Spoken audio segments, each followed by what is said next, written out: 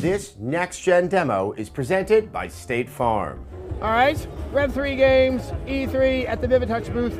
We're going to talk about another announced game for this next generation of consoles. It comes from Ubisoft. It's The Crew.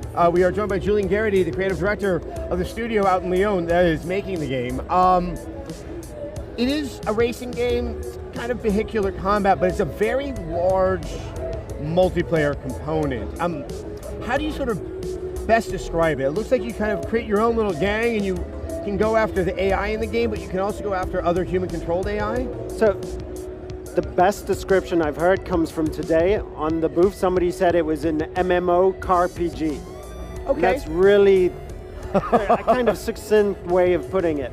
It really is a massive world where we have a lot of varied terrain that you can drive on with lots of different cars. So let's say you want to do illegal street racing, you can do that, but we've also got off-road exploration and smuggler's run type off-road, complete sand dune jumps and things like that. So the online part of it is just the living world aspect that goes on around you. So it really is, it's a world that's alive, and that's how I like to look at it. Now, let's go ahead and start taking a look at a game, but what we saw in the trailer was kind of an image of the United States. I'm assuming you have not mapped the entire USA as the map in the game. It is the entire USA, contiguous. Really? So this isn't, New York, and then another map is Miami. No, you can drive from New York to Miami. You can drive from New York to Los Angeles. No loadings. It's streams. In the game, I'm just curious, how long does it take to go from, say, Miami to Los Angeles to take the 10 all the way out? So it depends on the vehicle that you're using, because we've got lots of different vehicles, and customization is really a big part of this game. But let's say you take a Lamborghini, super fast car, street car, road car. You're driving on the highways all the way. It'll take about an hour 30, an hour 45. Wow, and you will see all the varying landscapes that you would get if you actually had driven across the United States. So, do you just try to put together your own party and your own clan, or does the game help match you up with other players for that instance that you're taking on a mission? So, the crew aspect of it is something that's quite special. There's a single-player story, or let's say a story mode to the game, which will take you from Detroit to New York, Miami, Las Vegas, and Los Angeles. So it takes you on a road trip throughout the country. And you're recruiting people who are your offline crew. Those people represent your perks, your power-ups, abilities that you'll gain. Now, when you're playing online, all the people around you, they could be crew members too. They could be people that you could recruit, and the game will suggest that. The UI's really been developed so that it's very easy to hook up with people and to recruit them. And that's useful because every single mission in the game, you can play cooperatively. Okay, so now you just, is it designed to build like a long-standing relationship with these people who you're discovering from within the game? And I guess the question I've had while watching this and some other games that we saw yesterday is, how often will you be playing when they're playing that you can really take advantage of that developing relationship? It's a good point, because we've got to a certain age where we've got fairly busy lifestyles. Exactly. And offline, asynchronous challenges are a big part of this too. Okay. So you can leave ghosts, and here we can see that there's a ghost of a dirt car that's been left, and we're playing that with a perf car that has to stay on the road. So it's asynchronous and asymmetric too. Okay, so yesterday when we saw the demo, and yeah, there was a Jeep that was off-roading, but the car that was being played was on the road. That was from a previous run on that mission that had been preserved within the game. Absolutely. Now I understand it. It seemed very, very, very odd at the time. Now, with sort of that much geography, how do you also maintain a variety in the mission so this really stays fresh for the player? I think that comes down to the customization system that we have.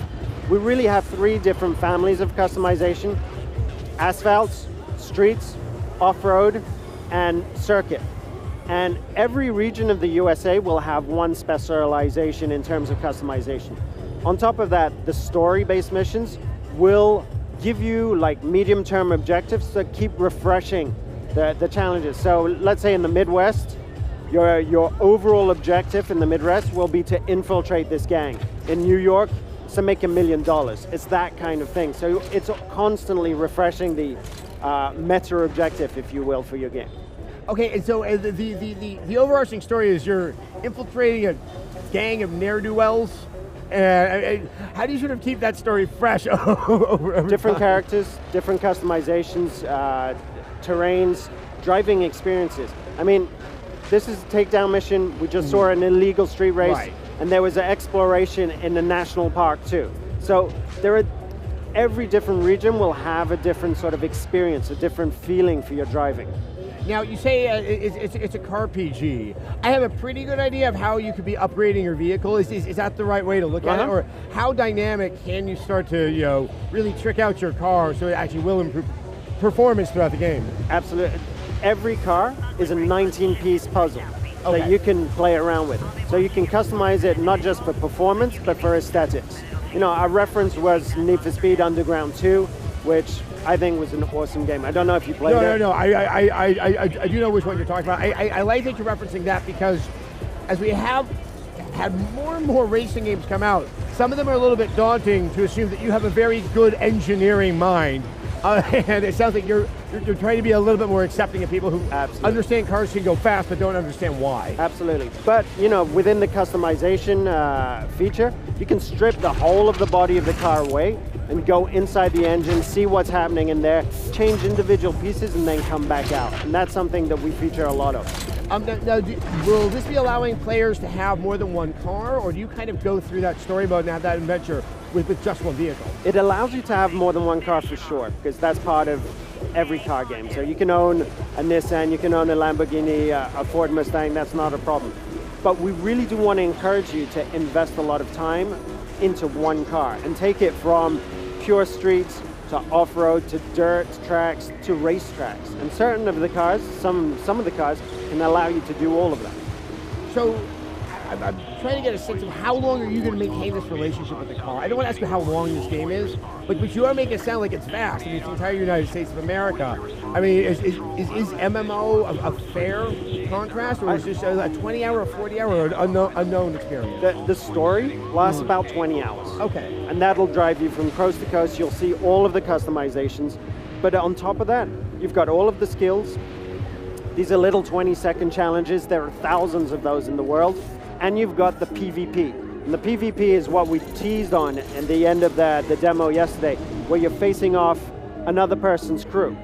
So this is something that we're going to go into more detail at the end of the year, but it's something that's pretty cool. Okay, so there is, because that really seemed like one of the most intriguing hooks of this game. Is that become central to kind of the game, or is that something that's on the, okay. It's definitely central. Now, obviously this is available for the Xbox One and for the PS4. Yep. What in terms of the new technology, not just the horsepower, but the cloud and some of those aspects is just trying to take advantage of? I think the whole online world, living, breathing world around you is something that really is going to come into fruition with this generation of consoles. Last generation was definitely the HD generation. Right. This one, it's the online world generation. You've got an iPad. Yeah. If it's not connected to Wi-Fi, if it's not connected to 3G, kind of feels dead. Yeah. Same thing with consoles. In 2-3 years, we'll notice how important that was. That's what I think, at least.